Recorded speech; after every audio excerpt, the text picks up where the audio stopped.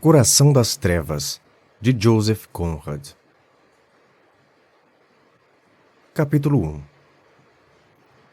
A Nelly, uma escuna de cruzeiro, ondulou impávida, presa à âncora, sem o menor tremor nas velas. A maré já estava cheia, o vento era quase nada, e apontada rio abaixo, a única coisa que lhe reservava era esperar a vazante. O estuário do Tâmisa se estendia à frente como um canal interminável.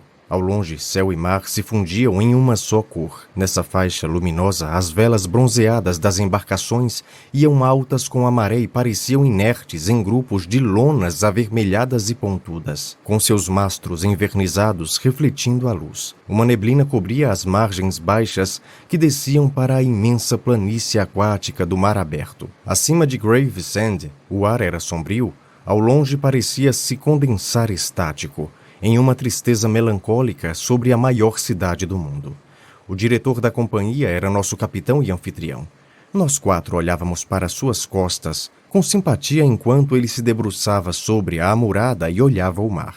Não havia nada mais náutico do que ele em todo o rio. Parecia-se com um piloto de barra, o que para um marujo significa habilidade em pessoa. Era difícil entender que seu trabalho não era realizado na amplitude do estuário, mas atrás dele, dentro da escuridão melancólica. O que nos unia, como já sugeri, era o amor pelo mar. Além de manter nossos corações em harmonia por longos períodos de separação, tinha o efeito de nos fazer tolerar nossos anseios e até mesmo nossas convicções. O advogado, o melhor entre os antigos companheiros, tinha direito, pelo acúmulo de tantos anos e virtudes, ao único estofado do convés e estava deitado sobre o único tapete da embarcação. O contador trouxe consigo uma caixa de dominós e brincava de construir com as peças de ossos. Marlowe estava sentado de pernas cruzadas próximo à polpa, encostado no mastro da mezena. Tinha as faces encurvadas, pela pele amarelada, postura correta, aspecto solene e do modo como estava, com os braços largados e as palmas das mãos expostas, fazia lembrar um ídolo. O diretor, satisfeito com a firmeza da âncora, veio até a polpa e sentou-se entre nós. Trocamos algumas palavras preguiçosamente, em seguida o silêncio recaiu a bordo da escuna. Por alguma razão, não jogamos dominó. Estávamos meditativos e dispostos unicamente à serena contemplação. O dia terminava em tranquilidade silenciosa e benigna de luz imaculada. A própria névoa que cobria os brejos de Essex se parecia com um tecido transparente e brilhante, suspenso sobre as colinas e matas terra adentro, plissado até a beira da água em dobras sobrepostas. A escuridão a oeste, que parecia arredia a aproximação do sol, tornava-se cada vez mais escura sobre as montanhas. Finalmente, em sua queda arqueada e imperceptível, o sol se pôs. Seu brilho branco tornou-se um vermelho opaco, sem raios ou calor, como se fosse sumir de repente, atingido mortalmente pela escuridão que pairava sobre os homens. Logo uma mudança se abateu sobre as águas e a serenidade se tornou menos reluzente e mais profunda. O velho rio, em toda sua vastidão, permanecia calmo ao final do dia. Depois de séculos de bons serviços prestados à raça que povoava suas margens, esparramando na tranquila dignidade de um curso que levava os mais distantes confins da terra, olhamos para o respeitável fluxo sob a majestosa luz das lembranças imortais, e não havia a luz vívida de um mero dia que chega à parte inexorável. E de fato, nada é mais fácil para um homem que, como diz o ditado, seguir o mar com respeito e amor, do que evocar o grande espírito do passado sobre as praias baixas do Tâmisa. As correntes marítimas vêm e vão em seu eterno serviço, repletas das memórias dos homens e dos navios transportados de volta ao lar ou em direção às batalhas navais. Ele serviu a todos aqueles que orgulhavam a nação, de Sir Francis Drake a Sir John Franklin, todos cavalheiros, condecorados ou não, os grandes cavaleiros errantes do mar. Ele conduziu todos os barcos cujos nomes são como joias que brilham na noite do tempo, desde Golden Hind, que retornou com seus flancos bojudos recheados de tesouros, foi recepcionado pela rainha soberana e assim conquistou sua inigualável glória, até o Erebus e o Terror, destinados a outras conquistas que nunca retornaram. Conhece como pouco as embarcações e os homens. Nele navegaram Deptford, Greenwich e Erith, aventureiros e colonizadores, navios reais e de carga, capitães, almirantes e os obscuros intermediários do comércio do Oriente. Os generais, comissionados das fragatas das Índias Orientais, caçadores de ouro ou de fama, todos passaram por essa correnteza, brandindo espadas ou tochas, mensageiros dos senhores das terras, portadores da centelha da chama sagrada. Tantas grandezas navegaram pela vazante daquele rio rumo às terras misteriosas e desconhecidas, os sonhos dos homens, a semente da igualdade, os germes dos impérios. O sol se pôs. O crepúsculo cobriu as águas e luzes começaram a aparecer ao longo das margens. O farol Champman, uma coisa de 3 pernas construída sobre uma piscina de lodo, brilhou forte. As lanternas das embarcações se moviam ao longe, um fluxo de luzes a subir e descer pelo canal. E mais longe ainda, na direção oeste, as partes altas da monstruosa cidade ainda se delineavam ameaçadoramente contra o céu. Uma sombra sinistra que cobria o dia e criava um brilho triste sob as estrelas. Este, disse Marlowe inesperadamente, já foi um dos lugares mais sombrios do planeta. Ele era o único de nós que ainda seguia o mar. O pior que poderia ser dito sobre ele é que não representava a classe. Ele era um marujo, mas também um errante, ao passo que a maioria dos marujos leva, por assim dizer, uma vida sedentária. Suas mentes são do tipo doméstico. Seu lar, o navio, sempre os acompanha. Assim como seu país, o mar. Os barcos são muito parecidos entre si e o mar é sempre o mesmo. Na constância que os rodeia, os litorais e os rostos estrangeiros, a dinâmica e imensidão da vida são coisas distantes, encobertas, não por uma sensação de mistério, mas por uma ignorância levemente desdenhosa. Não há nada misterioso para um marujo a não ser o próprio mar, o senhor de sua existência, tão insondável quanto o futuro. De resto, depois de um dia de trabalho, um simples passeio casual ou uma farra na praia basta para revelar o segredo de todo um continente que geralmente, após descoberto, não valeu a pena da busca. Os desejos de um marujo têm uma simplicidade evidente, a qual cabe tranquilamente em todo o seu sentido dentro de uma casca de noz. Mas Marlowe não era um marujo típico, caso aceitemos sua tendência à tagarelice. Para ele, o sentido de um episódio não estava dentro de si como a noz está dentro da casca, mas fora, envolvendo a história que o originou com a luz dos misteriosos halos lunares, os quais revelam na neblina e que só podem ser vistos em certas noites espectrais. Sua observação não fora nada surpreendente. Aliás, como invariavelmente ocorria quando algo era dito por Marlowe. A frase foi aceita em silêncio. Ninguém sequer se deu ao trabalho de resmungar. Logo, ele prosseguiu pausadamente. Estava pensando nos tempos antigos. Da primeira vez em que os romanos vieram, 1900 anos atrás, ou seja, ontem. Depois disso, a luz passou a brilhar neste rio. Vocês os chamam de cavalheiros? Sim, mas eles são mais como fogo de palha, um relâmpago. Vivemos no brilho dessa centelha, porém espero que ela dure até este velho planeta parar de girar. Ah, mas as trevas estavam aqui ainda ontem. Imagine o coração de um comandante, de uma boa... Como é mesmo o nome? De uma boa Tirreme, no Mediterrâneo, após receber ordens repentinas de seguir para o norte. Cruzar apressado as terras gaulesas, ser colocado no comando de um desses barcos em que os legionários, que deviam ser talentosíssimos com suas mãos, costumavam construir as centenas em 1 ou 2 meses, se é que podemos acreditar nos livros. Imaginem ele aqui, neste fim de mundo. O mar cor de chumbo, o céu cor de fumaça, um barco que parecia uma sanfona. Subia este rio com cumprimentos, encomendas ou sei lá o que mais. Bancos de areia, brejos, florestas, selvagens. Quase nada digerível para um homem civilizado além da água do Tâmisa para beber. Nada de vinho falerno, nem possibilidade de atracar. Aqui e ali um acampamento militar perdido na vastidão, como uma agulha no palheiro. Frio, neblina. Tempestades, doenças, saudades e morte. Sim, a morte à espreita no ar, na água, na mata. Eles devem ter morrido aos montes aqui. Ah, claro, ele conseguiu. Se deu muito bem, disso não tenho dúvida.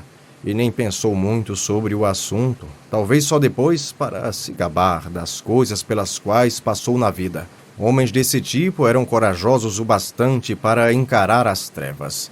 E talvez ele se empolgasse com a chance de ser promovido para comandante da frota de Ravenna. Caso tivesse boas relações em Roma e sobrevivesse aos rigores do clima, agora pense em um cidadão decente. Vestindo sua toga, talvez um tanto arrogante, sabe? Quando cheguei aqui para se aproveitar da presença de algum magistrado, ser um coletor de impostos ou um simples comerciante a tentar a sorte. A porta no brejo, marcha na floresta. E em algum posto do interior percebe que está cercado pela selvageria completa. Toda aquela natureza misteriosa e viva que habita a floresta, as selvas e os corações dos selvagens. Não existe uma cartilha para esses mistérios.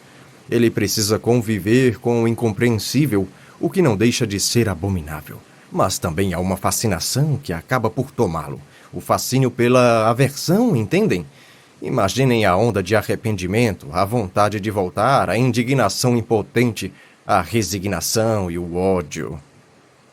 Ele fez uma pausa. Pensem. Continuou estendendo o braço para mostrar a palma da mão logo à frente de seus joelhos dobrados, o que fazia semelhante a um Buda sem roupas ocidentais e desprovido de sua flor de lótus. Pensem que nenhum de nós se sentiria exatamente assim. Nossa salvadora é a eficiência, nossa devoção à eficiência. Mas esses tipos não levam isso muito a sério. Não eram colonos. Sua administração consistia em saquear e acredito que nada mais. Eram conquistadores e para isso bastava a força bruta. Nada de se vangloriar, pois tal força não passava da exploração de uma oportunidade frente à fraqueza dos outros. Pegavam o que podiam pelo simples prazer da posse. Tudo se resumia à prática do roubo violento e ao assassinato, em primeiro grau, em massa. Esses homens abraçavam tudo isso cegamente, como é normal àqueles que encaram as trevas. A conquista da terra, que basicamente significa pilhar daqueles que têm um nariz diferente ou uma outra compleição física, não é muito atraente quando a observamos com atenção. O único atenuante é a ideia, uma ideia por trás de tudo. Não um pretexto emocional, mas uma ideia, uma crença altruísta nessa ideia. Algo que se possa construir para depois venerar e nos ajoelharmos diante dela oferecendo sacrifício. Parou de falar. Pequenas chamas vagavam pelo rio, verdes, vermelhas e brancas, perseguindo umas às outras, ultrapassando-se, juntando-se e cruzando-se. Depois separavam-se em diferentes velocidades. O tráfego da grande cidade continuava na noite que caía sobre o rio que nunca dorme. Observamos pacientemente, pois não havia mais nada a fazer antes do fim da maré. Somente após um longo silêncio ele continuou com uma voz hesitante. Acredito que vocês, meus amigos, se lembram de que me tornei um marinheiro de água doce por um tempo. Percebemos que estávamos fadados a ouvir mais uma das longas experiências de Marlowe, antes que a vazante começasse. Não quero incomodá-los demais com meu relato. Ele começou mesmo assim, demonstrando com essa observação a falha de tantos narradores que quase nunca percebem o que sua audiência quer ouvir. Mas para entender o efeito que aquilo causou em mim, precisam saber como cheguei aqui, o que eu vi, como subi o rio, até o lugar onde conheci essa pobre criatura. Foi o ponto mais distante de minhas viagens e minha experiência crucial. De alguma forma, havia uma luz ali que iluminou a mim e os meus pensamentos. Mas também era sombria e triste. Nada deslumbrante e nada clara. Não, nem um pouco clara. E mesmo assim parecia emanar algum tipo de luz. Como vocês se lembram, eu havia acabado de voltar a Londres depois de muito tempo no Índico, no Pacífico e nos mares da China. Uma boa dose de Oriente. Por mais ou menos 6 anos eu vaguei, atrapalhando o trabalho dessas pessoas, invadindo suas casas, como se eu cumprisse uma missão civilizatória. Foi muito bom por algum tempo, mas logo me cansei de ficar no mesmo lugar. Então passei a procurar um barco, o que eu achava ser o trabalho mais difícil possível. Mas os barcos sequer me notavam. E também me cansei desse jogo. Quando jovem eu tinha uma paixão por mapas, olhava a América do Sul, a África, a Austrália por horas, me perdia nas glórias da exploração. Naquele tempo, ainda havia muitos espaços em branco sobre a terra e quando via algum e me parecia especialmente convidativo, embora todos pareçam ser, colocava meu dedo sobre ele e dizia: quando eu crescer, irei até lá. O Polo Norte era um desses lugares, me lembro bem, mas ainda não fui até lá, e talvez nem tente mais. O encanto se acabou. Há outros lugares espalhados pelos hemisférios, já estive em algum deles. E bem, não vamos tocar nesse assunto, mas ainda há um. O maior e mais vazio, por assim dizer, que sempre atiçou minha curiosidade. É verdade que agora não é mais tão vazio. Foi preenchido desde a minha juventude com rios, lagos e nomes. Não é mais um espaço vazio de belos mistérios, um retalho em branco sobre o qual um menino pode depositar seus sonhos de glória.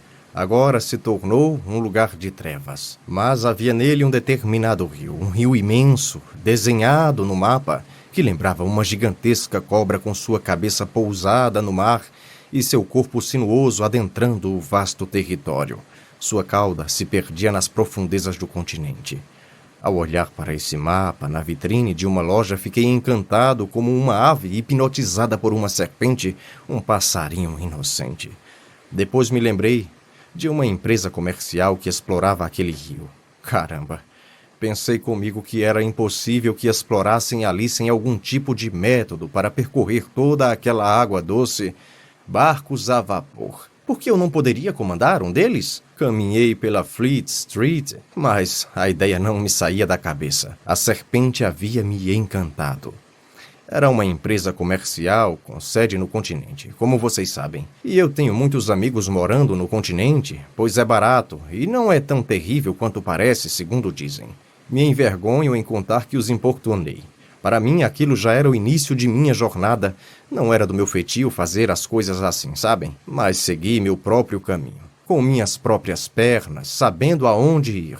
Eu mesmo não acreditava naquilo, mas então, vejam só, senti que deveria chegar lá de um jeito ou de outro. Por isso eu os importunei. Os homens respondiam: meu caro, mas não faziam nada. Então tentei as mulheres, acreditem. Eu, Charlie Marlowe, botei as mulheres para trabalhar e para me arranjar um emprego. Céus, vejam vocês o tipo de força que me movia. Minha tia foi uma entusiasta desse meu projeto. Será um prazer. Conte comigo para qualquer coisa. Farei tudo o que puder. Que ideia sensacional!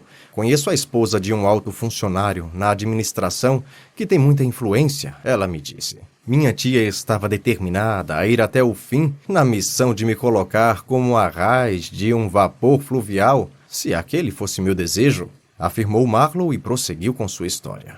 Consegui uma entrevista, é claro, e bem rápido. Parecia que a companhia recebera a notícia do assassinato de um de seus capitães em uma rixa com os nativos. Era minha chance. Fiquei muito entusiasmado, queria partir imediatamente. No entanto, somente muitos meses depois, quando tentei recuperar seus restos mortais, é que descobri que a discussão original fora um mal-entendido por causa de galinhas. Sim, 2 galinhas pretas. Frisleven, esse era seu nome. Um dinamarquês achou que tinha sido passado para trás na negociação. Então ele desembarcou e surrou o chefe da aldeia com um cajado.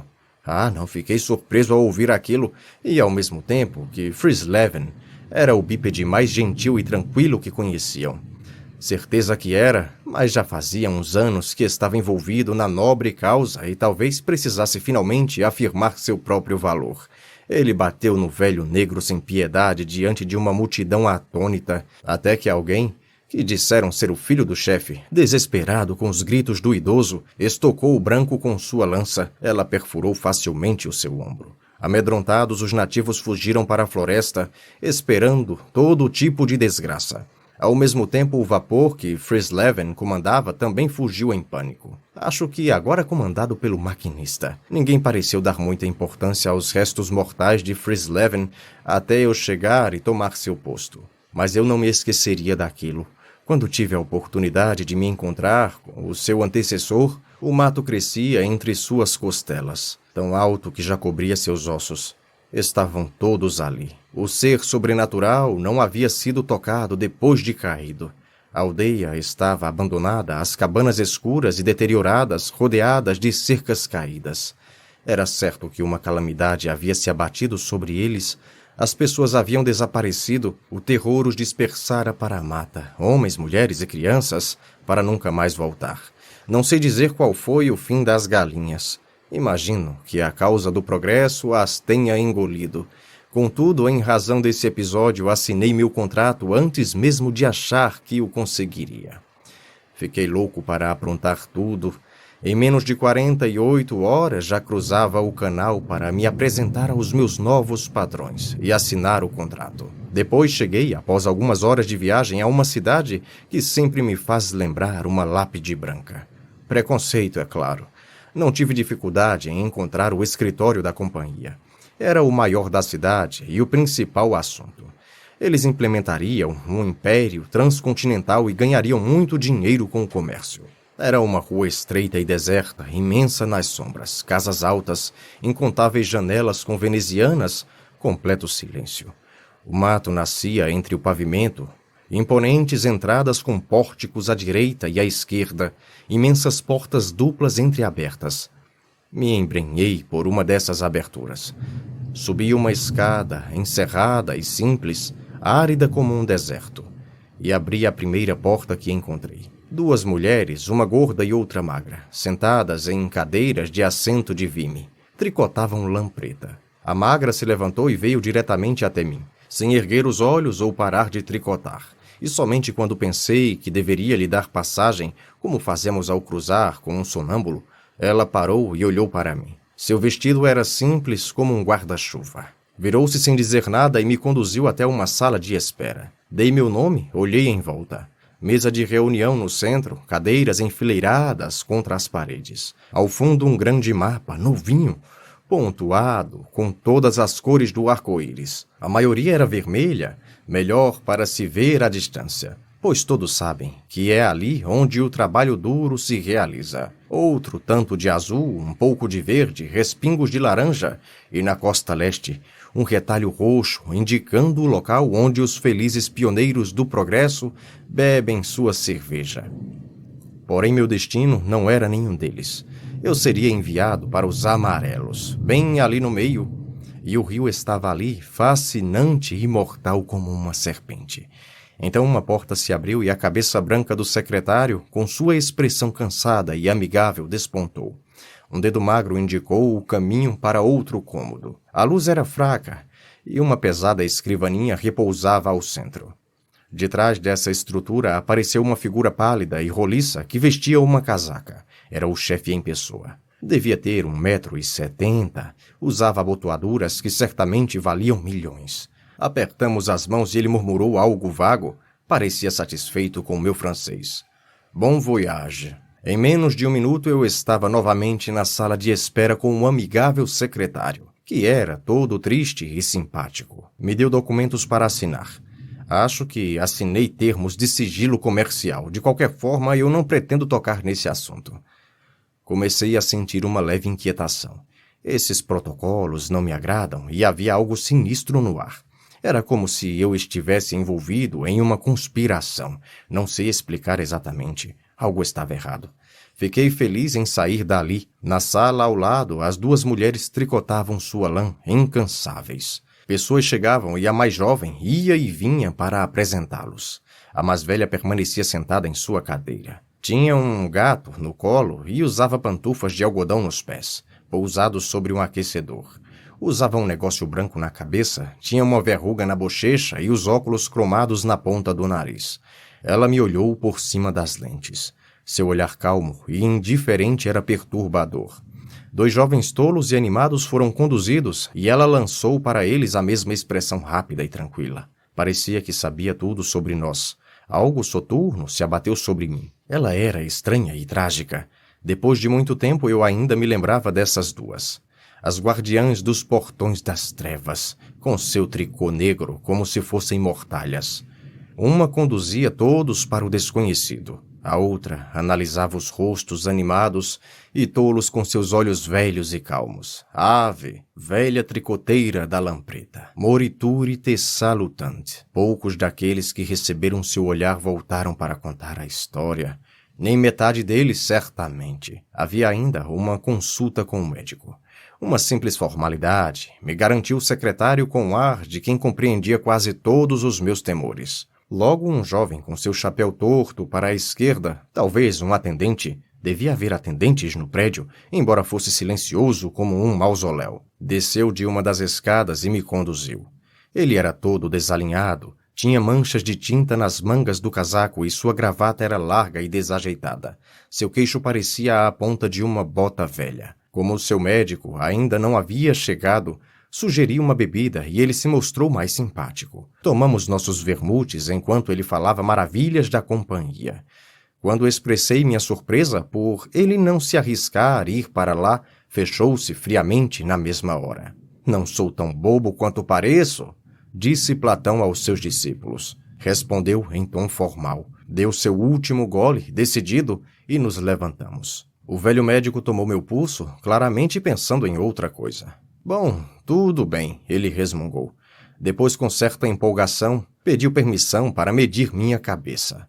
Bastante surpreso, concordei, e ele pegou algo parecido com um compasso e tirou as medidas da frente, atrás e dos lados. Tomou nota com atenção.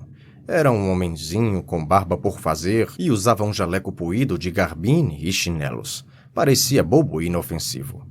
Sempre peço permissão em nome da ciência para medir os crânios dos que vão para lá, ele disse. E quando voltam? Perguntei. Ah, eu nunca os vejo de novo, pontuou. Além do mais, as mudanças acontecem na parte de dentro, sabe? Sorriu como se aquilo fosse uma piada. O senhor também vai para lá? Esplêndido, interessantíssimo. Ele me olhou com atenção e anotou algo mais. Algum caso de loucura na família? Perguntou em tom pragmático.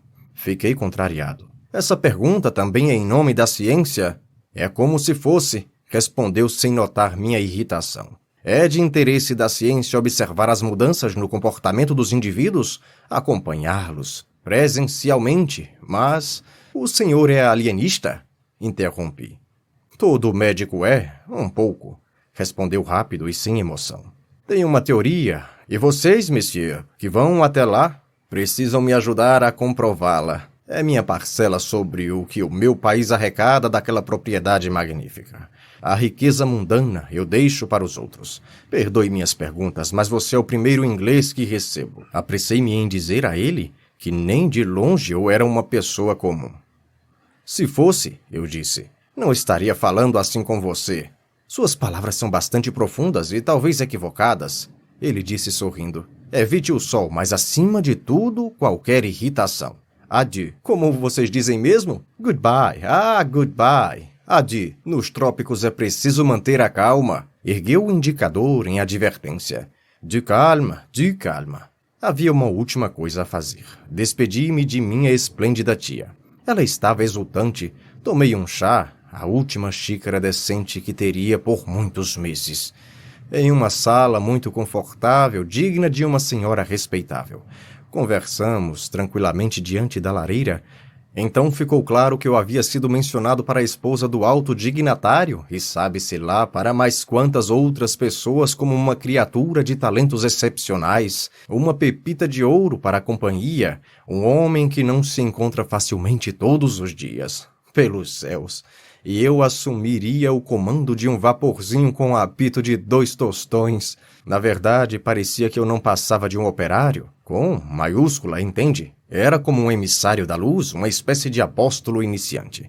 Havia muitas dessas enganações nos panfletos daquela época e aquela mulher incrível, em meio a toda a empolgação, deixou-se levar. Ela falava em livrar aqueles milhões de ignorantes de seus modos horrendos, ao ponto de, juro, me deixar bastante constrangido. Arrisquei dizer que a companhia só buscava lucro. Você esquece, caro Charlie, que o trabalhador vale o que lhe pagam. Ela disse entusiasmada. É estranho como as mulheres têm sua própria verdade. Elas vivem em um mundo à parte, onde nada é igual e nunca será. É um mundo lindo, e caso tentassem trazê-lo para a realidade, se desfaria em cacos antes do sol se pôr. Qualquer dos fatos com os quais nós, homens, já lidamos desde a criação do mundo seria suficiente para demolir a coisa toda. Depois me abraçou, pediu que eu me agasalhasse, escrevesse sempre essas coisas, e parti. Na rua, sei lá por que, se abateu sobre mim um estranho sentimento de que eu era um impostor. Logo eu, acostumado a ir para qualquer canto do mundo em menos de 24 horas, mais despreocupado que alguém atravessando a rua, passar por isso. Não sei se foi por medo, mas fiquei imobilizado diante daquela situação tão comum. O melhor modo de explicar é que, por 1 ou 2 segundos, senti que em vez de estar a caminho do centro de um continente, eu estava partindo para o centro da Terra. Zarpei em um vapor francês que parava em todo o santo porto que existisse, pois, pelo que entendi, dele desembarcavam soldados e fiscais da alfândega. Eu observava a costa.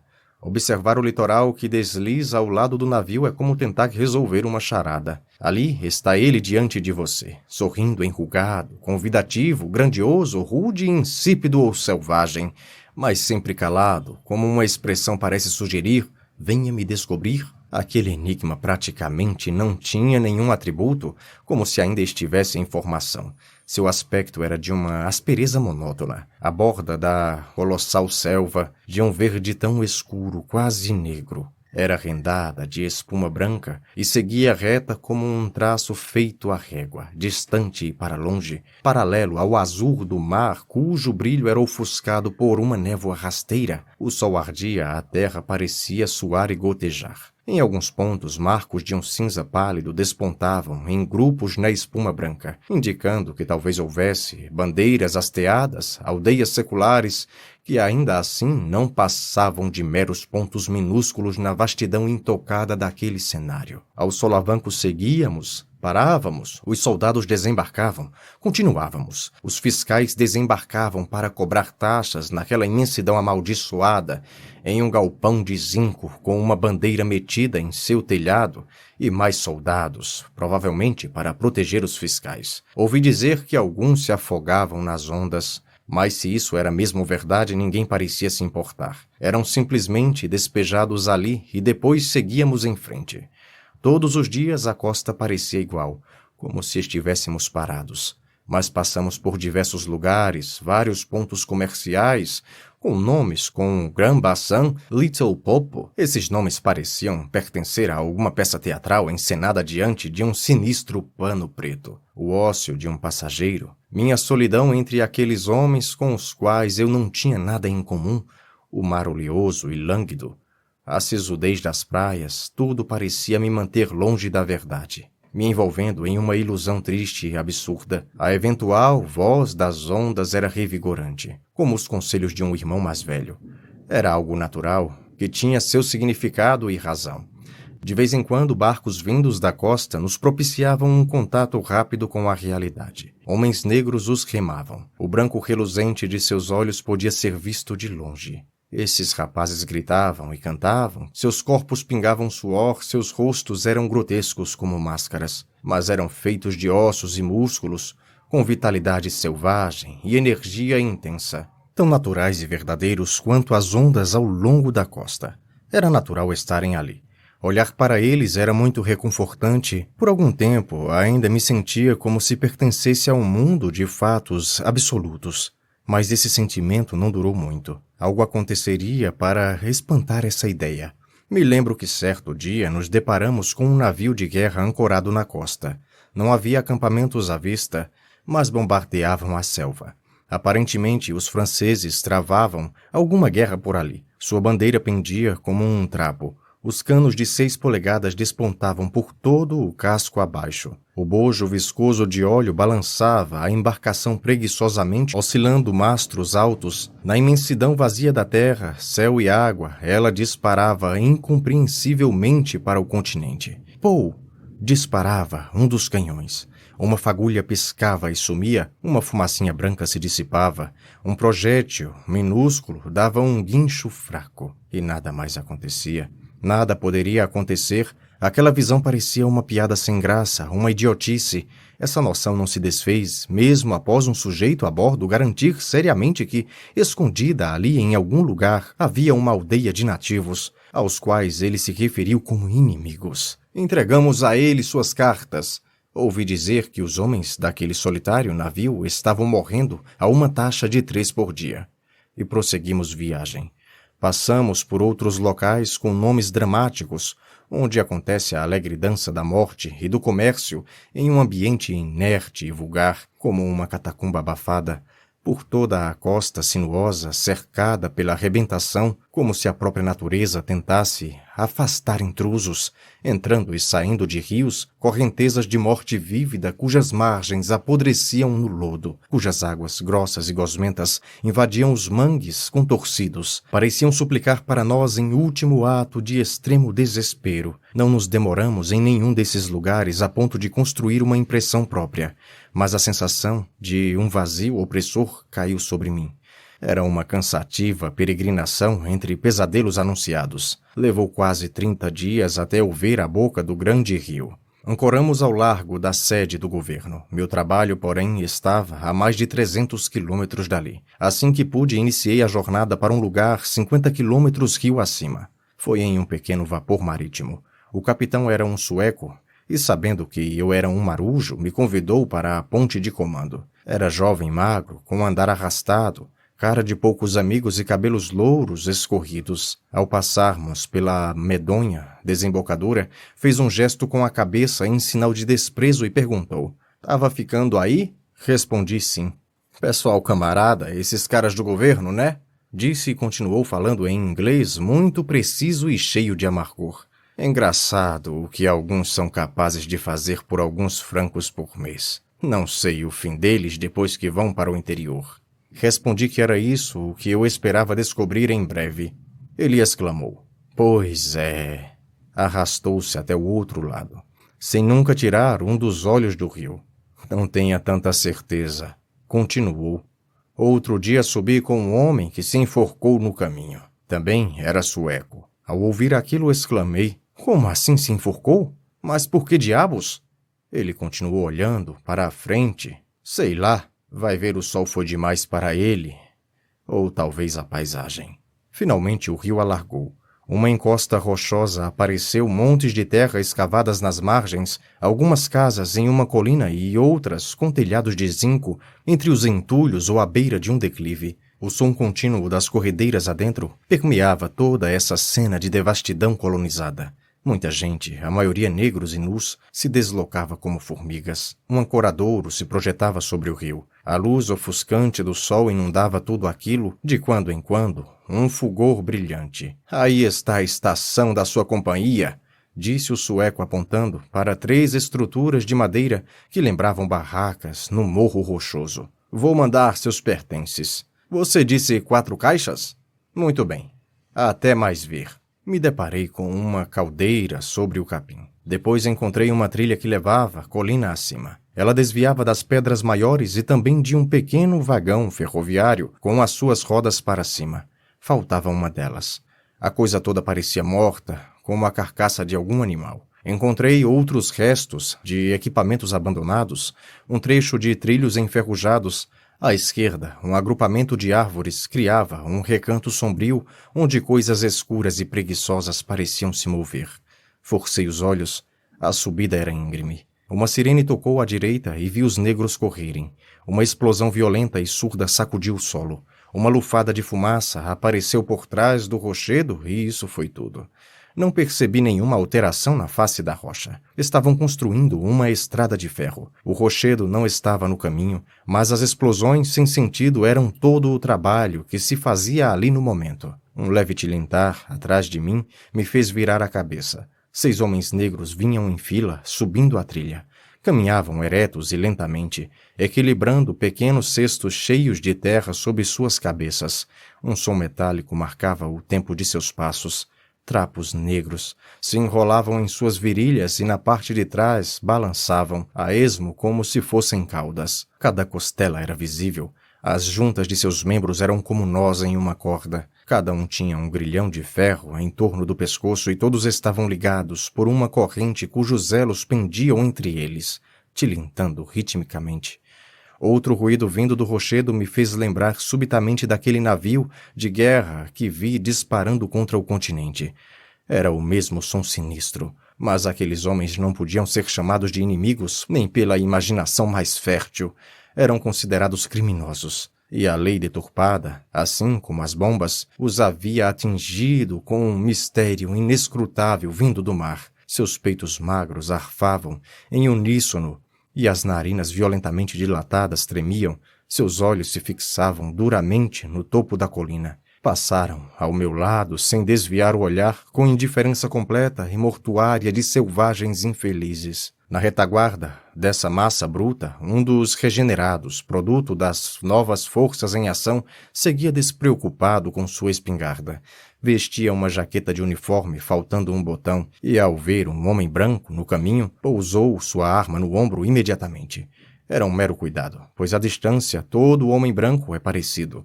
Prontamente baixou a guarda e, com um sorriso largo, branco e maldoso, sem tirar os olhos de seus comandados, pareceu me reconhecer como um integrante de seu círculo de confiança. Afinal, eu também fazia parte dessa causa nobre e seus procedimentos. Em vez de subir, voltei e desci para a esquerda. Minha ideia era esperar que o grupo de acorrentados fosse embora antes de subir a colina. Não sou lá muito dócil. Já lutei e me defendi antes. Já fui obrigado a resistir e a atacar também, que é o único modo de resistência, sem pensar muito nas consequências em razão das demandas do tipo de vida em que me meti. Pelos céus! Eu já encarei o demônio da violência, da ganância, do desejo febril, mas aqueles eram bestas fortes, vigorosas, de olhos vermelhos, capazes de dominar e fustigar os outros. Mas, sobretudo, eram homens. Parado na encosta, pressenti, entre o sol ofuscante naquela terra, que eu me aproximara do demônio preguiçoso, fingindo e cego de loucura arrebatadora e cruel. O quanto ele seria capaz de ser insidioso, eu também só descobriria muitos meses depois, a milhares de quilômetros dali. Naquele momento eu me via aterrorizado, como se recaísse sobre mim uma anunciação. Finalmente desci da colina transversalmente em direção às árvores que vira antes. Desviei de um grande buraco feito por alguém que cavara no barranco e cuja razão achei impossível de deduzir. Não se tratava de uma pedreira, nem de um poço de areia. Não passava de um simples buraco. Talvez fosse alguma tentativa filantrópica de dar aos criminosos alguma tarefa. Então quase caí em uma vala estreita, uma espécie de cicatriz no flanco da colina. Descobri ser o local de descarte de um lote de manilhas de drenagem trazidas para o assentamento. Nenhuma delas estava inteira. Era um desperdício alvitante. Finalmente cheguei às árvores. Meu objetivo era buscar abrigo na sombra por um momento, mas sequer havia chegado lá e me vi adentrando algum círculo sinistro do inferno. As corredeiras estavam próximas, e o som ininterrupto, uniforme, impetuoso e apressado preenchia a calma desolada no bosque. Nenhum suspiro, nenhum movimento além daquele rumor. Como se o som das profundezas da terra repentinamente se tornasse audível. Formas negras agachadas, deitadas e sentadas, apoiadas contra os troncos das árvores, confundiam-se com a terra. Entre escondidos e paridos pela luz parca, todos os ares de dor, abandono e desespero. Outra mina explodiu no penhasco, seguida por um leve tremor no solo sob meus pés. O trabalho continuava, o trabalho. E era aqui o lugar em que alguns de seus ajudantes se retiravam para morrer. Claramente morriam devagar, não eram inimigos, não eram criminosos, não eram mais criaturas deste plano, Nada além de sombras negras doentes e famintas jazendo de forma confusa sobre o lamento verde. Trazidos de todos os recantos da costa, seguindo a legalidade dos contratos temporários, perdidos em vizinhanças desconhecidas, alimentados com comida estranha, adoeciam, tornavam-se ineficientes e então recebiam permissão para rastejar para longe e descansar. Essas formas moribundas eram livres como o ar e quase tão rarefeitos como ele. Passei a distinguir o brilho de seus olhos sob as árvores. Então, olhando para baixo, vi um rosto próximo à minha mão. Os ossos negros se reclinaram completamente, apoiando um dos ombros contra a árvore. Suas pálpebras se abriam vagarosamente e os olhos fundos me fitaram, enormes e vazios, como se já cegos, brancos somente nas profundezas das órbitas que lentamente se apagaram. O homem parecia jovem, quase uma criança, mas como todos sabem, com eles isso é difícil dizer ao certo. Não encontrei nada mais para oferecer além dos biscoitos que tinha em meu bolso, dado pelo sueco do barco. Os dedos se fecharam lentamente e os pegaram. Não houve nenhum outro movimento ou olhar. Eles tinham um pedaço de lã branca amarrado em volta do pescoço. Para quê? Havia algum motivo para isso? O contraste do seu pescoço negro com esse fio branco, vindo de outro continente, era atordoante. Próximo a essa mesma árvore, havia mais 2 feixes de ângulos agudos acocorados. Um deles tinha o queixo apoiado nos joelhos, olhando para o nada. De uma maneira incômoda e desalentadora, seu irmão fantasmagórico apoiava a testa como se lutasse contra um cansaço imenso. Por todos os lados, outros se espalhavam em poses contorcidas, como em alguma foto de massacre ou epidemia. Eu ainda estava paralisado pelo terror quando uma dessas criaturas ficou de 4 como um animal e se dirigiu ao rio para beber. Bebeu de sua mão, sentou-se ao sol, cruzou as pernas e depois de um tempo deixou sua cabeleira vasta pender com a cabeça sob seu peito. Minha vontade de perder tempo ali se foi e me apressei rumo à estação. Quando cheguei perto das construções, encontrei um homem branco, tão inesperadamente bem vestido que quando o vi, achei que fosse uma miragem. Usava colarinho alto e engomado, punhos brancos, uma jaqueta leve de alpaca, calças claras, gravata lisa e botas engraxadas, sem chapéu, cabelo repartido, liso, besuntado, debaixo de uma sombrinha de forro verde que sua grande mão branca segurava. Era uma figura impressionante e tinha uma caneta atrás da orelha. Cumprimentei esse milagre e entendi que ele era o contador-chefe da companhia e que toda a contabilidade e livros-caixa era feita nesta estação. Ele havia saído um pouco, segundo disse, para pegar um ar fresco. A expressão soou completamente estranha e sugeria uma vida sedentária em sua escrivaninha. Eu sequer teria mencionado essa pessoa a vocês, mas faço isso porque foi de sua boca que ouvi pela primeira vez o nome do homem tão intrinsecamente ligado às memórias daqueles tempos. Além do mais, eu respeitava essa pessoa, sim, respeitava seu colarinho e punhos largos, seu cabelo penteado. Sua aparência era de um manequim de cabeleireiro, e em meio à imensa degradação da terra, ele mantinha sua aparência. Isso se chama determinação. Sua camisa engomada e seu peitilho elegante eram uma demonstração de personalidade. Já estava ali havia 3 anos e não pude evitar de perguntar como conseguia se vestir de modo tão refinado. Ficou levemente corado e disse modestamente: "Estou ensinando uma das nativas sobre a estação. Muito difícil, ela não gosta de trabalhar." Portanto, aquele homem era um vitorioso. Era devoto de seus livros perfeitamente organizados. Tudo o mais ali era uma bagunça. Pessoas, coisas e construções. Filas de negros empoeirados, de pés chatos, chegavam e partiam, um fluxo de produtos industrializados, tecidos baratos, miçangas, fios de arame eram enviados para as profundezas das trevas. E em retorno, o precioso marfim. Fiquei no posto por 10 dias. Uma eternidade. Morei em uma cabana no descampado, mas para fugir do caos às vezes ia para o escritório do contador. Era feito com tábuas horizontais tão mal assentadas que quando ele se inclinava sobre sua mesa ficava todo listrado com os raios de sol. Desnecessário abrir a grande persiana para iluminar a sala. Também era muito quente e grandes moscas zumbiam de modo ameaçador. Suas picadas eram como punhaladas. Geralmente, eu me sentava no chão enquanto ele, com sua aparência impecável, e até levemente perfumado, se empoleirava em uma banqueta e escrevia sem parar. Às vezes, se levantava para se exercitar. Quando colocaram uma maca de lona com um doente, algum agente inválido vindo do interior, ele demonstrou certo aborrecimento. Os gemidos desse doente, ele disse, me desconcentram. Assim, somado ao calor, torna extremamente difícil evitar erros contábeis. Certo dia ele observou, sem levantar a cabeça, certamente encontrará com o Sr. Kurtz no interior.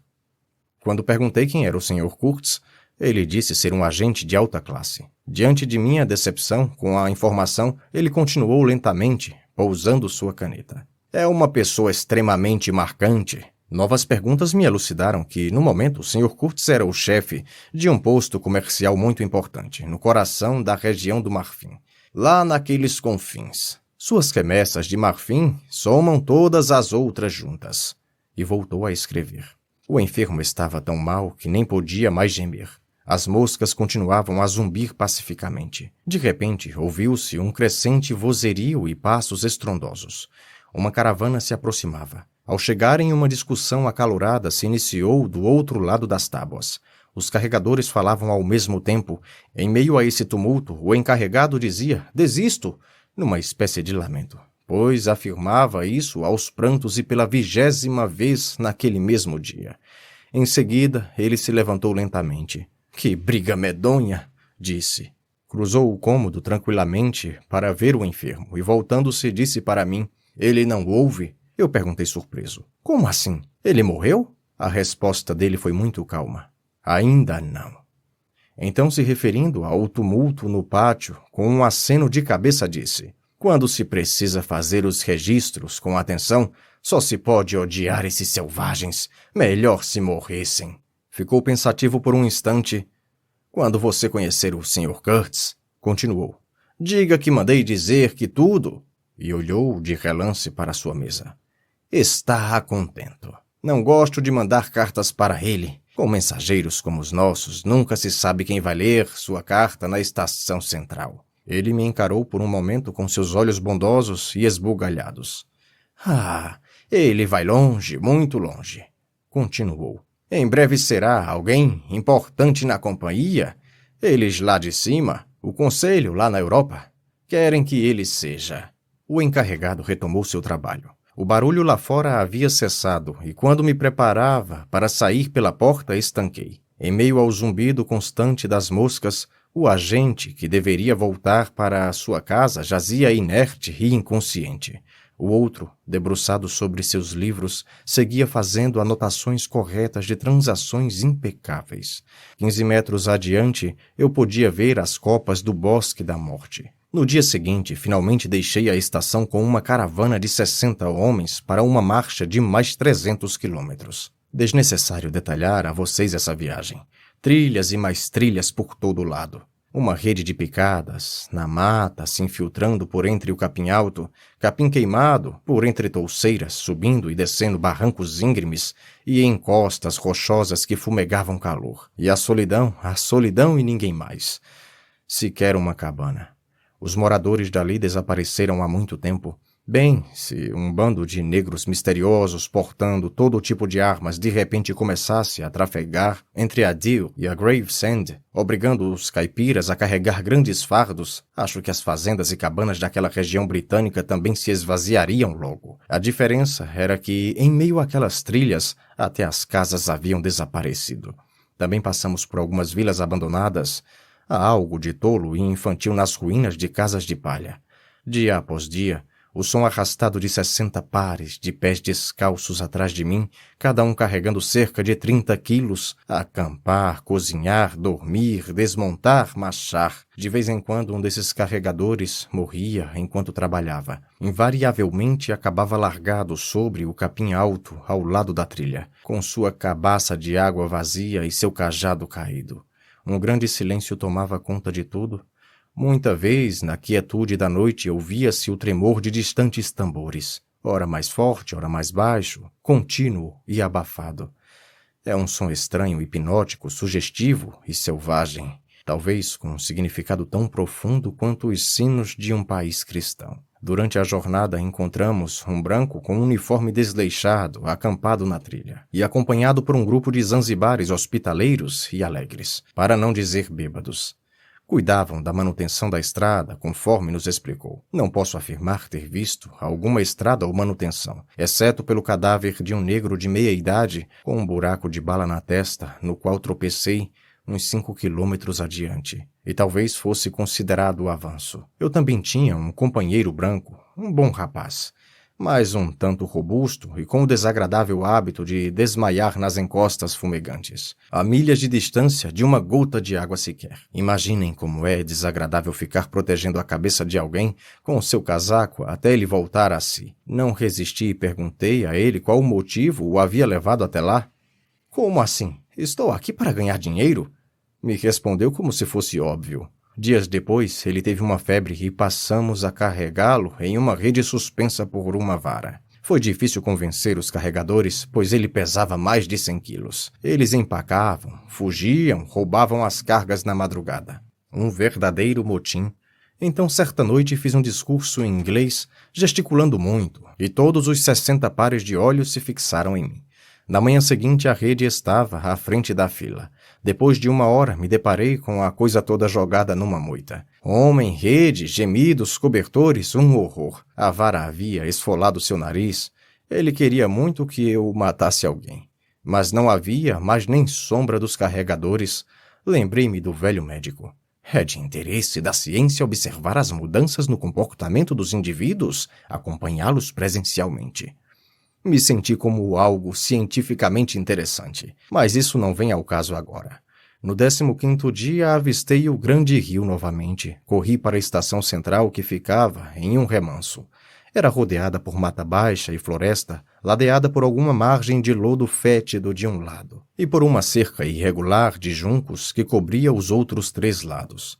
Uma abertura mal feita era a única passagem, e bastava um olhar para saber que aquele lugar devia ser comandado por algum pobre diabo. Débeis homens brancos apoiados em longos cajados apareceram entre as construções, arrastando-se para me fitar e em seguida sumir para algum outro lugar. Um deles, mais corpulento e agitado, com bigodes negros, ao saber quem eu era, me deu informações de maneira eloquente, com vários rodeios. Ele disse que meu vapor estava no fundo do rio. Fiquei sem palavras. — O quê? Como? Por quê? Ao ver minha preocupação, ele respondeu dizendo: — estava tudo bem. O próprio gerente estava lá, tudo direitinho. Todos têm se comportado muito bem, esplendidamente. Você precisa, disse ele agitado, falar com o gerente geral imediatamente. Está te esperando. Não percebi de imediato o significado do naufrágio. Talvez agora eu entenda, mas não tenho certeza. Nem um pouco. Quando penso nisso, vejo que a coisa toda era surreal demais para ter sido um mero acidente. Vai saber. Naquele momento, no entanto, parecia ser simplesmente um grande incômodo. O vapor havia afundado. 2 dias antes, eles começaram a subir o rio às pressas com um gerente a bordo e um arraiz improvisado como capitão. Menos de 3 horas depois, arrebentaram o casco nas rochas e ele afundou na beira da margem sul. Me perguntei o que eu faria ali sem barco algum. Na verdade, eu tinha muito a fazer, pois minha embarcação precisava ser tirada do rio. Começaria essa tarefa no dia seguinte, içar e fazer os reparos, após trazer os materiais da estação. O trabalho me tomaria meses. Minha primeira reunião com o gerente foi interessante. Ele não me convidou para sentar mesmo depois de eu ter caminhado mais de 30 quilômetros pela manhã. Era um homem de feições, modos e voz comuns. Tinha altura mediana e uma compleição mediana. Seus olhos, de um azul nada especial, eram talvez bastante frios, e certamente um mero relance daquele olhar poderia recair sobre a vítima com a força de um machado. Mas mesmo nessas ocasiões, o resto de seus atributos não parecia combinar com o ato. Havia apenas uma expressão leve e indefinida em seus lábios. Algo sorrateiro, um sorriso. Não um sorriso. Eu me lembro, mas não consigo descrever. Esse tal sorriso era algo inconsciente, embora se intensificasse por um breve momento após dizer algo. Aparecia no final das frases como um rótulo aplicado às palavras, para transformar o mais comum significado em algo absolutamente inescrutável. Ele era um comerciante comum. trabalhando por lá desde a juventude e nada mais. Era obedecido, embora não despertasse carinho, medo ou respeito. Ele despertava incômodo, é isso. Desconforto. Não uma desconfiança, apenas incômodo e nada mais. Vocês não têm ideia de como essa habilidade pode ser eficaz. Ele não tinha o dom da organização, nem a iniciativa, nem mesmo era capaz de mandar organizarem. Isso ficava muito evidente pelo estado deplorável da estação, entre outras coisas. Ele não era culto nem inteligente. Como ele havia chegado a essa função e por quê? Talvez porque nunca ficasse doente. Já havia cumprido 3 contratos de 3 anos ali, uma saúde invencível e uma espécie de poder quando o resto era insuficiente. Quando viajava em férias para casa, brigava muito, afetado. Era um marinheiro de terra firme somente na aparência, com uma diferença. Dava para perceber quando conversava mais informalmente. Não tinha originalidade nenhuma, mas era capaz de manter as coisas funcionando. Só isso. Mas ele era incrível. Era incrível porque havia um detalhe impossível de descrever que controlava aquele homem. Ele nunca revelou esse segredo, talvez porque não houvesse nada dentro dele. Esse mistério fazia todos refletirem, pois nada na aparência se revelava. Certa vez, quando várias doenças tropicais derrubaram quase todos os agentes da estação, ouviram ele dizer: "Os homens que vêm para cá não podem ter tripas." E lacrou aquela observação com seu sorriso, como se houvesse aberto uma porta para as trevas que carregava dentro de si. Seria mais fácil imaginar se tivessem presenciado, mas o rótulo continuava lá. Aborrecido com as brigas dos brancos, na fila das refeições, mandou fazer uma imensa mesa redonda, o que demandou a construção de um novo abrigo. Era o refeitório da estação. Ele se sentava no primeiro lugar e os outros onde pudessem. Parecia que aquela era sua certeza mais absoluta. Ele não era civilizado nem selvagem. Era calado. Ele permitia que seu menino, um jovem e robusto negro da costa, provocasse seus brancos abertamente com insolências. Ele começou a falar assim que me viu, pois não podia esperar. Eu havia demorado muito para chegar. Na verdade, tinha começado sem mim. Disse que as estações rio acima precisavam ser atendidas imediatamente. Os atrasos eram tão grandes que ele sequer sabia quem ainda estava vivo ou já morto, como estavam sobrevivendo e assim por diante. Ignorou minhas explicações e, manuseando um bastão de cera para lacrar envelopes, repetiu várias vezes que a situação era muito, muito grave. Havia boatos de que uma estação muito importante estava em risco e que seu chefe, o Sr. Kurtz, havia adoecido. Oxalá não fosse verdade. O Sr. Kurtz era... Eu estava cansado e irritado. Foda-se o Kurtz, pensei. Eu interrompi dizendo que havia ouvido falar do Sr. Kurtz na costa. Ah, então falam dele lá, murmurou para si mesmo. Então continuou, me assegurando de que o Sr. Kurtz era o melhor agente de todos, um homem excepcional, de grande importância para a companhia. Por isso, seu grande nervosismo. Ele estava, disse, muito, muito apreensivo. Remexeu-se bastante em sua cadeira e exclamou: "Ah, Sr. Kurtz!" Em seguida, quebrou o bastão de cera, completamente distraído. Depois quis saber quanto tempo levaria. Nesse momento eu interrompi novamente. De tão faminto, também finquei o pé. Eu estava perdendo a cabeça. Eu disse: "Como vou saber? Eu ainda nem vi o naufrágio. No mínimo, alguns meses, sei lá." Toda aquela conversa me parecia inútil. "Alguns meses," ele disse. "Bem, digamos 3 meses até zarpar, sim?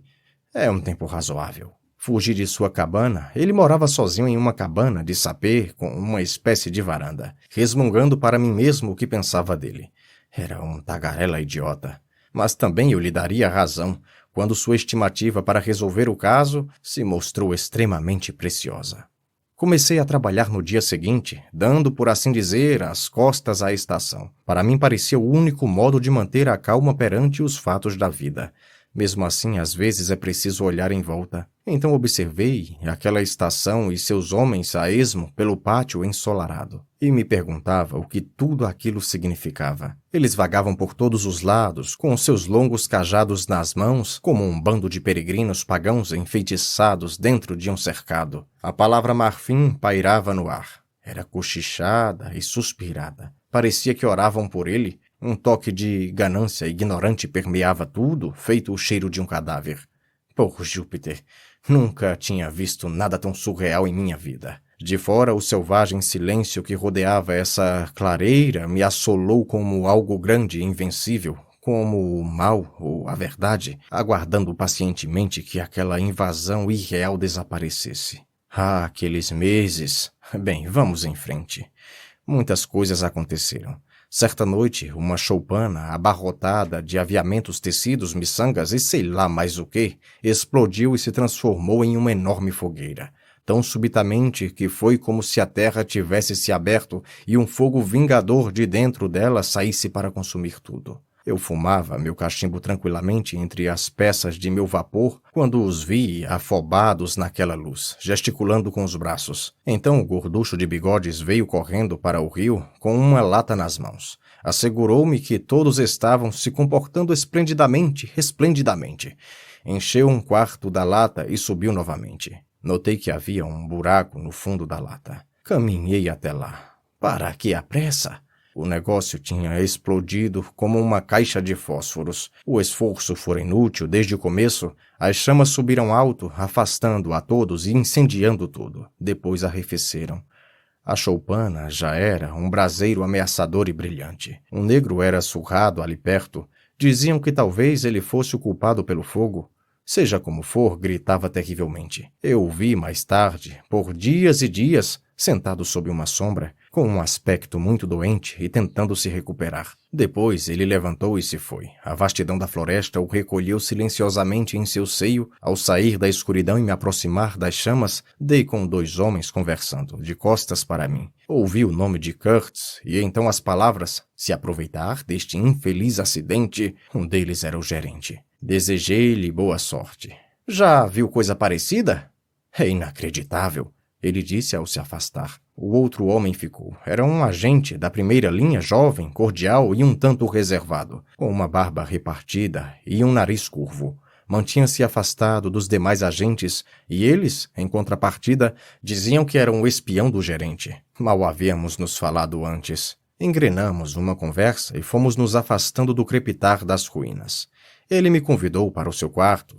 No prédio central da estação, acendeu um fósforo e percebi que aquele jovem aristocrata não apenas tinha uma maleta com adornos prateados, mas também uma vela inteira. Tudo isso em um momento em que apenas o encarregado era o único com direito a velas. Tapeçarias nativas cobriam as paredes de barro, com uma coleção de lanças, zagaias, escudos e punhais estava exposta como troféus. O negócio desse camarada era fabricar tijolos. Conforme me disseram, embora não houvesse sequer um caco de tijolo em toda a estação, apesar de ele estar ali há mais de 1 ano esperando. Eu não sabia exatamente, mas parecia que lhe faltava algo para fabricar os tijolos, palha talvez. De qualquer maneira, esse elemento que faltava, pelo jeito, não existia por ali e era improvável que o enviassem da Europa. Não estava claro para mim o que ele esperava. Alguma providência divina, talvez. Contudo, todos esperavam. Todos aqueles 15 ou 20 peregrinos por algo. Juro que à primeira vista aquilo não parecia uma atividade desagradável em razão de uma maneira como eles encaravam a situação, embora só o que chegasse a eles fossem doenças. Até onde eu sabia, gastavam seu tempo entre fofocas e intrigas patéticas. Havia um ar conspiratório na estação, mas nada acontecia, é claro. Tudo era surreal, desde a grande justificativa filantrópica, suas conversas, seus mandatários, o resultado de seu trabalho. A única coisa real era o desejo de serem nomeados para um posto comercial onde houvesse marfim para que ganhassem suas comissões. Eles se acusavam, se difamavam e se odiavam apenas por isso. Mas na hora de mexerem um dedo sequer, não. Pelos céus!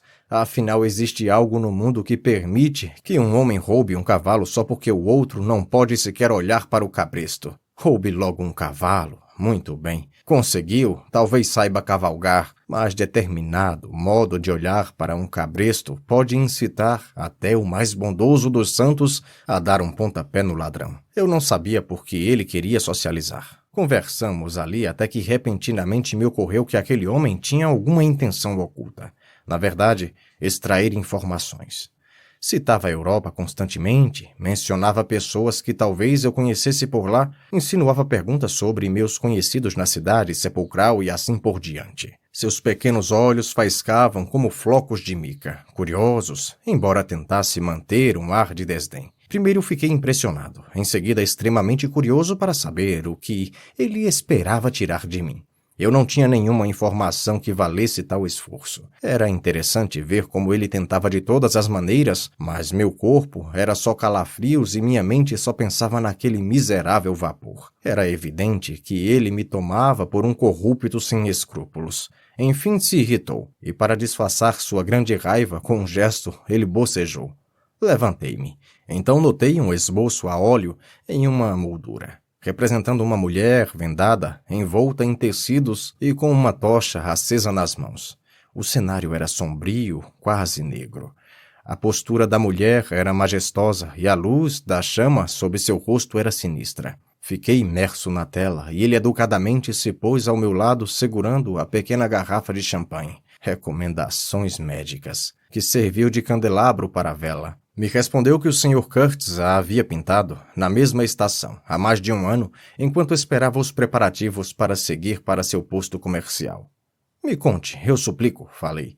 Quem é esse tal Sr. Curtis? É o chefe da estação avançada. Respondeu em voz baixa e desviando o olhar. Muito obrigado, eu disse, gargalhando. E você é o oleiro da estação central. Disso todos sabemos. Ele ficou calado por um tempo. Ele é um milagre. Disse finalmente, é um emissário da compaixão, da ciência e do progresso. E Deus sabe mais o que. Necessitamos, começou a declamar sem aviso, de inteligência superior, compreensão e objetividade para nos orientar na tarefa imposta sobre nós pela Europa. Por assim dizer. Perguntei, quem disse isso? Ele respondeu, muitos. Alguns até já escreveram isso. Então ele veio para cá, uma pessoa especial, como você já deve saber. Por que já devo saber? Interrompi, bastante surpreso. Ele não deu atenção. Sim, hoje ele é o chefe da melhor estação, ano que vem será subgerente, e mais 2 anos, arrisco dizer que já sabe o que ele será daqui 2 anos. Você é da turma nova, a turma da virtude, a mesma gente que o escolheu para vir também recomendou você. Ah, não diga que não, confio nos meus olhos. Tudo ficou claro. Os amigos influentes de minha querida tia produziram esse efeito inesperado sobre esse jovem, quase caí na gargalhada. Perguntei, você lê a correspondência confidencial da companhia? Ele não abriu a boca. Foi muito divertido. Quando o Sr. Curtis, continuei severo, for o general, será tarde demais para você. Ele apagou a vela imediatamente e fomos para fora. A lua havia subido, silhuetas negras caminhavam apáticas por ali, despejando água nas brasas e produzindo um chiado. O vapor subia ao luar e o negro, espancado, gemia ao longe. Esse selvagem é barulhento, disse o incansável homem de bigode, surgindo próximo a nós. Bem feito. Transgressão, castigo. Pá, implacável, implacável. Só tem um jeito, isso previne mais confusão no futuro. Acabei de dizer ao gerente. Ele notou minha presença e imediatamente se conteve. Ainda não fui para a cama, disse com certo ar servil. É tão normal. Ah, perigoso, agitação. Fui para a margem e o outro me seguiu. Ouvi um murmúrio sarcástico em meu ouvido. Bando de trastes imprestáveis. Grupos de peregrinos gesticulavam e discutiam. Vários ainda seguravam seus cajados, aposto que até dormem com eles.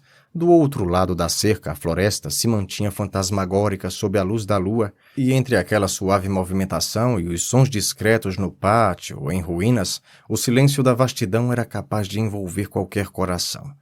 Seu mistério, sua imensidão, a impressionante realidade de sua vida secreta. O negro ferido gemia baixo por ali, até que deu um profundo suspiro que me fez apertar o passo para longe. Senti uma mão segurar meu braço por trás. Meu caro, disse o rapaz.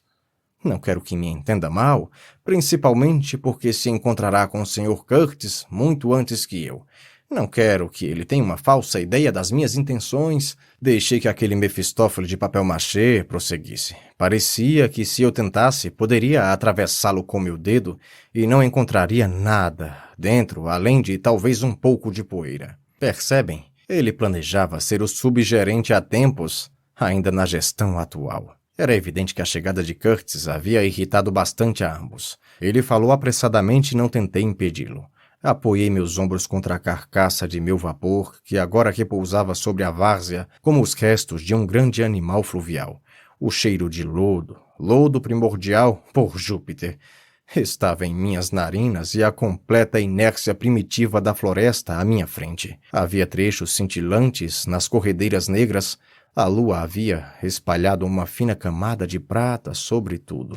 Sobre o capim, sobre o lodo, nas muralhas vegetais mais altas que templos, sobre o grande rio faiscante que havia entre as frestas sombrias, cintilante e fluindo bojudo, sem um ruído sequer. Tudo era grandioso, iminente e silencioso enquanto os homens se degladiavam entre si. Me perguntei se o marasmo diante da imensidão que nos perscrutava era um chamado ou uma ameaça. Que éramos nós, perdidos naquele lugar? Seria possível realizar aquela idiotice, ou ela nos dominaria? Senti a grandiosidade, a extraordinária grandiosidade daquela coisa que não se podia falar, e que talvez também não pudesse ouvir. O que havia naquele lugar? Pouco marfim vinha dali e me contaram que o Sr. Curtis estava lá. Ouviu bastante disso tudo. Deus sabe o quanto. Mesmo assim, inexplicavelmente, aquilo não me trazia nenhuma imagem à mente. Pelo menos nada diferente do que se tivessem dito que havia um anjo ou um demônio ali. Eu acreditava naquilo como qualquer um acreditaria que existe vida em Marte. Uma vez conheci um marinheiro escocês que tinha absoluta certeza de que o planeta Marte era habitado. Se perguntasse a ele se tinha alguma ideia de como eram ou o que faziam, ele se retraía e resmungava algo como: andam de 4. Se você risse, ele te chamaria para a briga. Embora fosse um homem de 60 anos. Eu não chegaria ao ponto de brigar por Curtis, mas quase menti por ele. Todos sabem que eu odeio. Detesto e não suporto mentiras. Não porque seja melhor que os outros, mas simplesmente porque elas me assustam. Há uma sugestão de morte, um aroma de decomposição nas mentiras, que é exatamente o que odeio e detesto neste mundo, do qual quero me distanciar. Me sinto péssimo e enjoado, como quando comemos algo apodrecido. É do meu temperamento, acho. Bem, me arrisquei a deixar que o jovem inocente acreditasse no que quisesse sobre minhas influências na Europa. Por um momento me tornei uma fraude, como o resto dos outros peregrinos enfeitiçados. Agi assim simplesmente por acreditar que de alguma forma aquilo ajudaria Curtis, que eu sequer havia conhecido, entende? Ele não passava de uma palavra para mim. Eu não enxergava a pessoa naquele nome mais do que vocês o enxergam agora. Vocês o enxergam? Enxergam a história? Alguma visão? Parece que estou tentando contar um sonho para vocês, uma tentativa vã, pois o relato do sonho não faz jus à sensação real, o misto de absurdo e surpresa que liberam um frêmito de revolta, a sensação de ser capturado pela incredulidade, o que é exatamente a essência dos sonhos. Ele ficou em silêncio por algum tempo. Não, é impossível dar a sensação real de alguma parte da existência de alguém, que é a sua verdade, seu significado, de sua essência sutil e profunda. É impossível. Nós vivemos e sonhamos sempre sozinhos. Fez outra pausa, como se estivesse refletindo. Então continuou. Obviamente, agora vocês, amigos, entendem melhor do que eu à época. Vocês me enxergam e me conhecem. A escuridão havia ficado tão densa que nós, os ouvintes, mal podíamos nos enxergar. Por um bom tempo, ele já estava mais afastado e se tornara somente uma voz para nós. Nenhum de nós abria a boca. Os outros deviam estar dormindo, mas eu estava acordado. Ouvi e ouvi cada frase, cada palavra, esperando pela sugestão do leve desconforto causado por essa história que parecia se formar livre de lábios humanos no ar noturno e pesado do rio. Sim, eu o deixei prosseguir. Marlowe recomeçou. Eu deixei que pensasse o que quisesse sobre os poderes que me protegiam. Foi o que eu fiz. Mas não havia nada por trás de mim, nada além daquele vapor miserável, velho e destroçado, no qual estava encostado enquanto conversava sobre a necessidade que todos temos de seguir adiante. Pois quando alguém vem para cá, como sabe, não é para admirar a lua, o Sr. Kurtz era um gênio universal. Mas mesmo os gênios prefeririam trabalhar com as ferramentas adequadas. Pelo menos os inteligentes. Ele não fazia tijolos porque, horas, havia um impedimento físico, como eu bem sabia. E se ele fazia trabalho de escritório para o gerente, era porque nenhum homem sensato se recusa conscientemente a frustrar seus superiores. Entenderam? Eu entendi. O que mais eu queria? O que eu mais queria era um rebite, céus. Rebites para continuar meu trabalho e fechar aquele buraco. Eu queria rebites. Havia caixas de rebites na costa.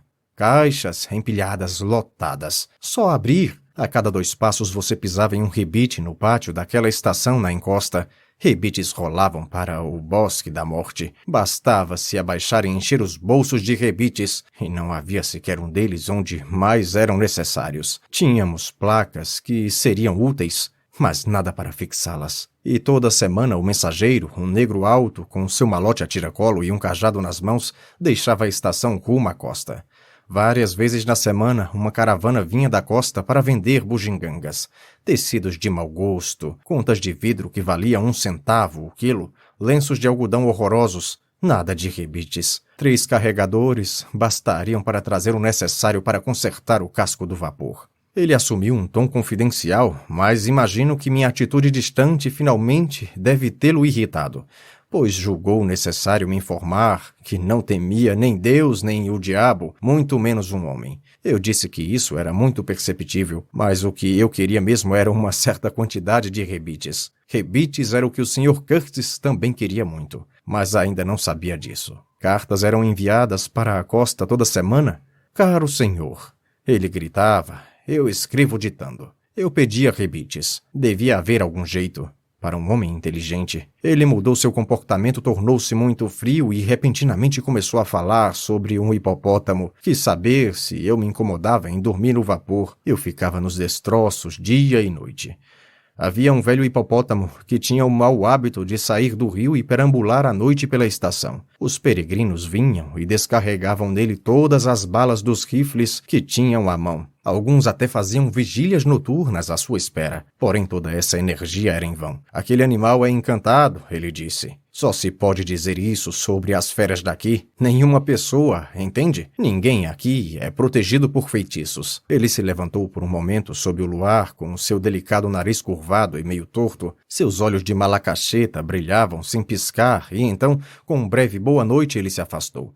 Percebi que estava irritado e muito confuso, o que me despertou certa esperança depois dos últimos dias. Foi muito agradável trocar aquele sujeito por um influente amigo, o castigado, amassado e retorcido vapor de lata. Subi a bordo. Ele rangeu sob meus pés como uma lata vazia de biscoito Huntley e Palmer na sarjeta.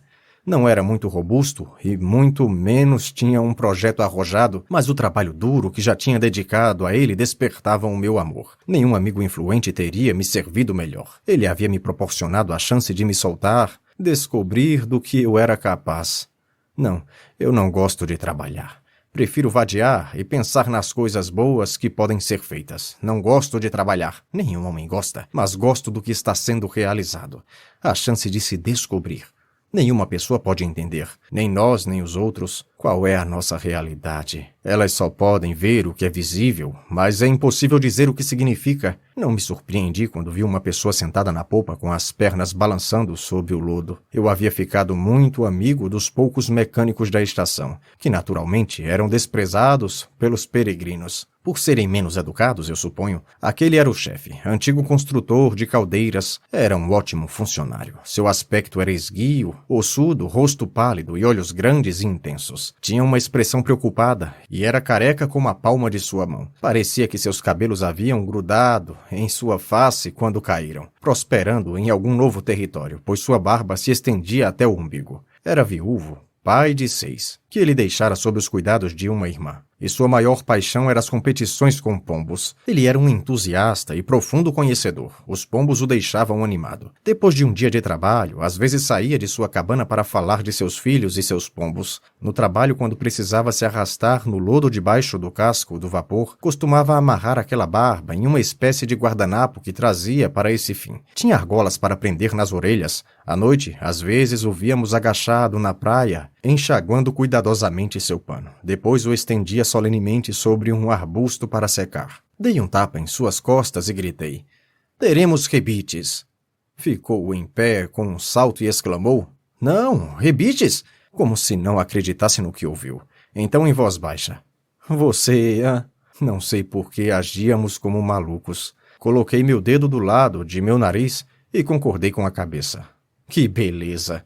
ele gritou, repicando os dedos em cima de sua cabeça e ficando em um pé só.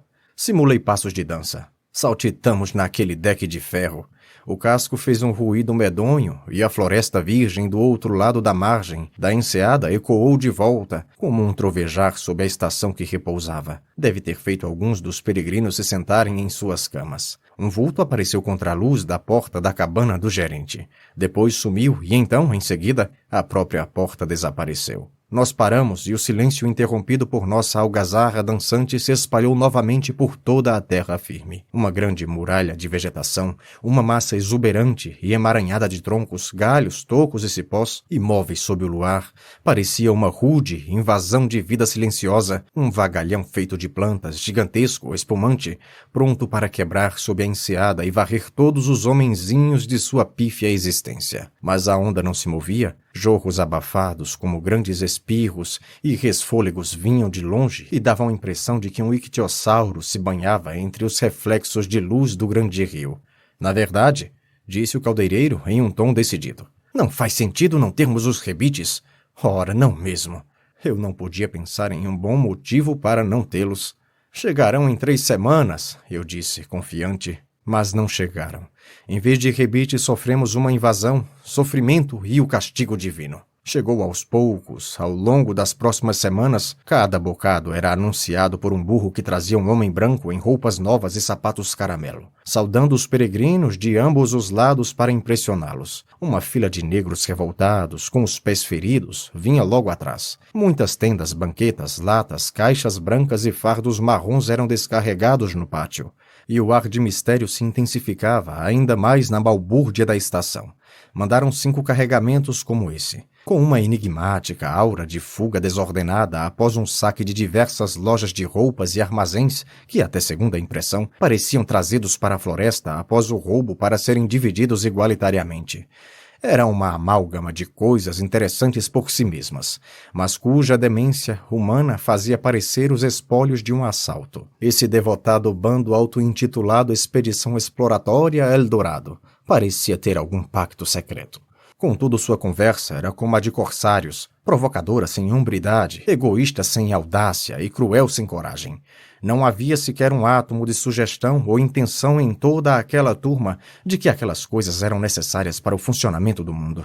Arrancar os tesouros das entranhas da terra era o único desejo seu. Sua razão moral por trás disso não era diferente da de um ladrão que arromba um cofre. Não sei dizer quem pagou as despesas daquela nobre empreitada, mas o líder deste bando era tio do gerente. Visto de longe, lembrava um açougueiro de um bairro pobre, com um olhar esperto e preguiçoso. Ostentava sua pança sobre pernas curtas, enquanto sua gangue infestava toda a estação, conversava apenas com seu sobrinho. Os dois perambulavam juntos o dia todo com suas cabeças coladas em uma confabulação eterna. Acabei desistindo de me preocupar com os rebites. A tolerância de um homem para esse tipo de loucura é mais limitada do que se pode imaginar. Pensei, que se dane, e larguei de mão.